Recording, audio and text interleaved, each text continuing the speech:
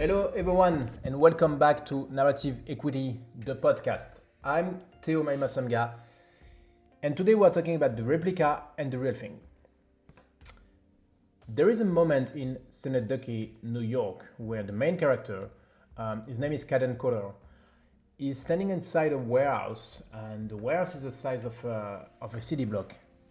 And he's looking at a full-scale replica of New York City that he has been building for 20 years, I believe, 20 years, yeah. There are thousands of actors playing thousands of people. His entire life is reconstructed in miniature in front of him, except that it's not miniature anymore. It's the same size as the original. And he's still not satisfied because for him, it's still not true enough.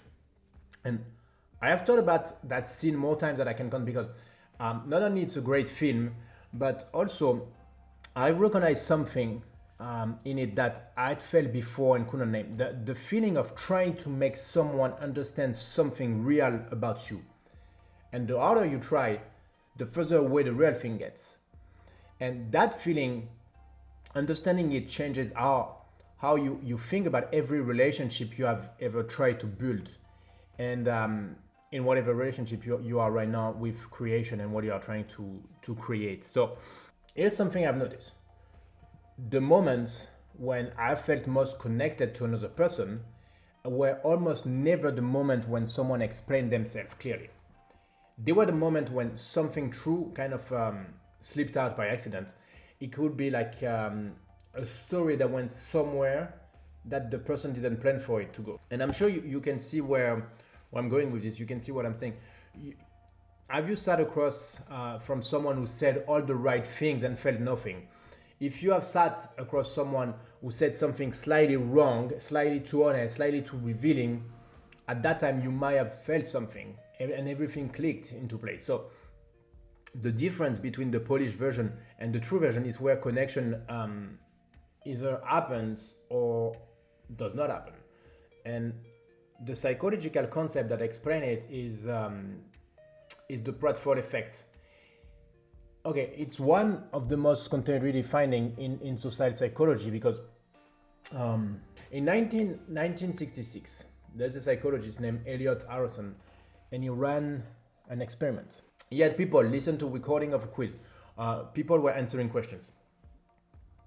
In one version, the contestant got nearly everything right, and he came across as very competent and composed. In another version, the same contestant got nearly everything right, but at the end spilled coffee all over. They spilled coffee all over themselves. The question was, who did people like more?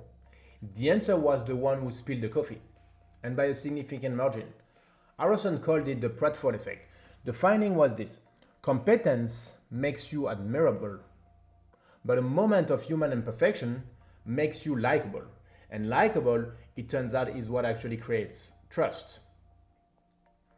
So the reason for that is like when someone is perfect, you can't locate yourself in them.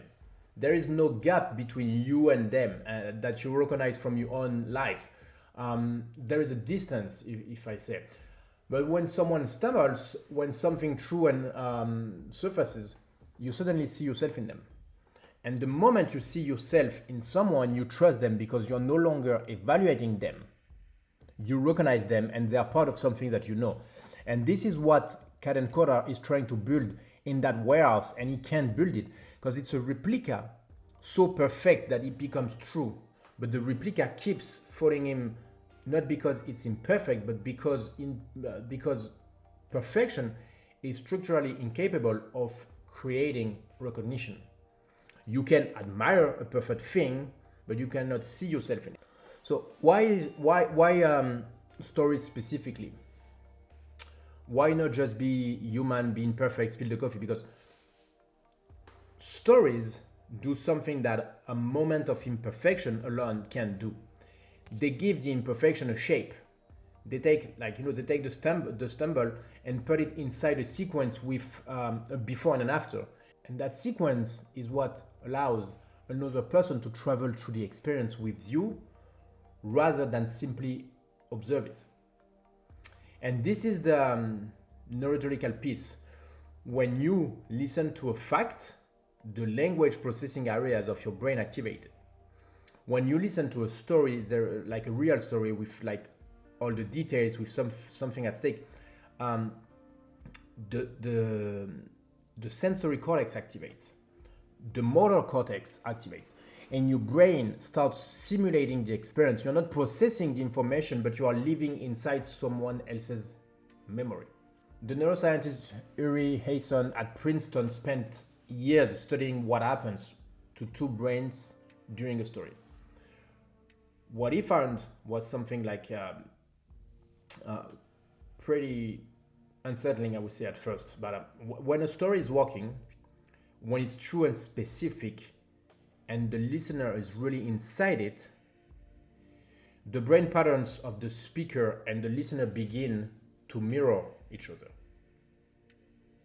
And the same regions activate in the same sequence. Two separate nervous systems temporarily synchronized. He called it neural coupling. And I think of it as the only form of telepathy we actually have access to, right? And it only happens with stories. Only with stories. Specifically with stories that have enough specific true details in them that your brain has something real to simulate. So here's what kind of breaks my heart about Synecdoche, New York. Caden spends 40 years trying to make something true enough to connect people to his experience. He builds the replica, he casts the actors, he directs them, he keeps adding detail, adding specificity. But the thing just keeps growing and it never finishes, right? It never works the way it needs it to. And the reason it never works is the reason most of us fail at the things we most want. You know, he's trying to make the connection happen on his terms. And he's trying to control the recognition, to engineer the moment where someone sees inside him clearly enough to understand. But that recognition does not work that way. You can't build a replica of your inner life and invite someone to tour it and expect them to feel what you felt. The brain does not simulate other people's architecturally perfect reconstructions. It simulates moments of genuine truth. The irony of the film is that the most true moments in the entire 2 hours are the smallest one. Early in the film, before the warehouse, the main character, Caden, he reads a review of his work in a local paper. And it's a pretty bad review. If you look at his face just for a second, that face shows something so specific that you feel it in your chest. The gap between how much you care and how little anyone is required to notice. That 2 seconds, that little moment connects you to this man more than like 40 years of his warehouse ever does. Like, because that is the human moment that we can refer to. And basically it's like the whole film, the whole story is there in like 2 seconds, in one scene, you know. Where I'm going there, it's not to be more vulnerable. I'm not going to tell you to be more vulnerable. That word has been so flattened by use that it doesn't mean anything anymore. Every piece of content about connection tells you to be vulnerable, and what that actually means in practice is share something slightly uncomfortable in a way that's been carefully calibrated to seem uncomfortable. So that is not the Pratfall Effect. That's the performance of the Pratfall Effect, and people feel the difference immediately. What I'm actually pointing at is something that it's the details that you almost left out because you were not sure it was relevant. That piece of the story that you are like, yeah, no one cares about it. It's the part that where you didn't maybe behave well, the moment that doesn't resolve cleanly, you know. And those are the moments that create the neural coupling because they are specific enough to simulate. And a brain cannot simulate, I went through our time, but a brain can simulate, I sat in my car, I don't know, in the parking garage for 20 minutes before going in because I could not figure out how to make my face do the right thing. And we have all been there because we all went through our time, but like that image, you are giving them an image. And in any kind of encounter, when you give someone an image, they can relate. The second version that I just said puts someone inside your nervous system. Where the first one, I had about our time, I went through our time, that gives them just a category where they can put you in. And that category creates the understanding, sure, but the specificity creates the connection. And the connection is the only thing that actually creates trust. So Kaden Korar died before his replica was finished in the movie. It was never going to be finished. Because the thing he was trying to capture, the feeling of being known, of being fully seen by another person, is not something you can build toward. It's something that happens in the gap between what you meant to say and what came out instead. The most connected I have ever felt to someone was not when they showed me something they made. It was when something slipped out of them that they had not planned to share, and I recognized it. And I was like, oh, okay, so that person is like me. If you look at online now, you go, everybody's pounding on LinkedIn lately. Do you really relate to those words? Even your own words, when you're like writing them because you feed GPT or whatever like AI you are using with like context, well, it's not, there is nothing that you recognize except the fact that they are not like really real. And stories do something that nothing else can. They make your interior world temporarily habitat for someone else. So the question is not, how do I tell a better story about my business? It's what are the details I keep leaving out because I'm not sure they are the point. And I'm pretty sure actually that they are the point.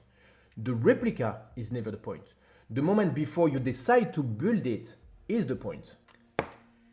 Thank you for listening. I will leave you with that question. That was Narrative Equity. I'm MAHY-MA-SOMGA and I will see you next week. Ciao.